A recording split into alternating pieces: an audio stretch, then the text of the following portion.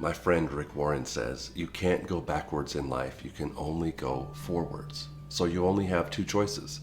You can long for the way things used to be and not change a single thing about today, or you can trust that God is doing something new.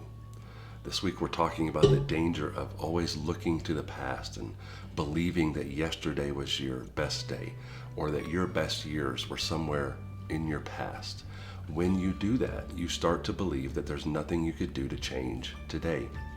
And you stop spending the energy to change today. You stop praying about changing today. So the challenge for us as God's people is to refuse to believe that our best days are somewhere in the past. And this is something that the Hebrew people, this is a trap they fell into over and over and over again.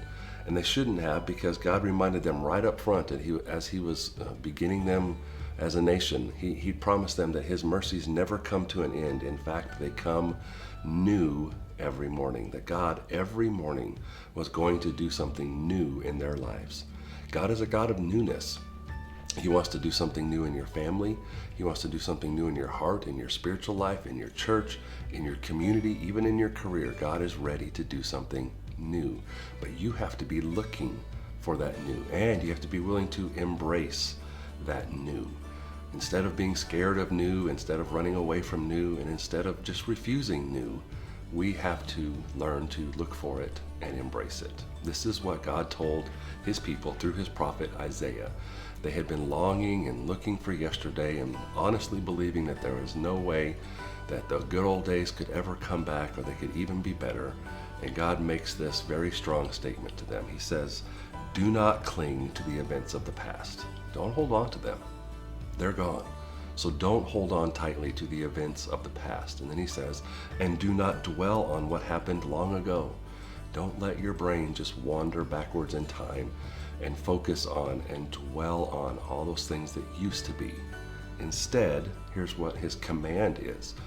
Watch for what the new thing is that I am about to do.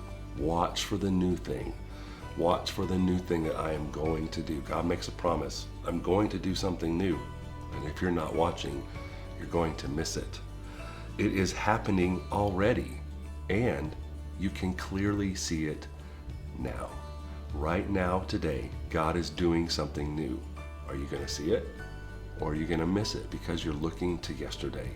Your eyes are on the rearview mirror while you're trying to drive forward in life. Sooner or later, you have to look through the windshield. You have to look forward and watch for what God is doing and see the new thing he is doing. I believe with all my heart that the best days of your life, the best days of our lives, the best days of our church, the best days of our community, and certainly the best days of our country are not yesterday. They are out there ahead of us because God is out there ahead of us. And he is going to do something new, but we must be watching for it. And tomorrow, we're going to talk about embracing the new. What does it look like to embrace the new thing God is doing? You can't embrace it if you're not watching for it. So go out there today and look for what God is doing new. See ya.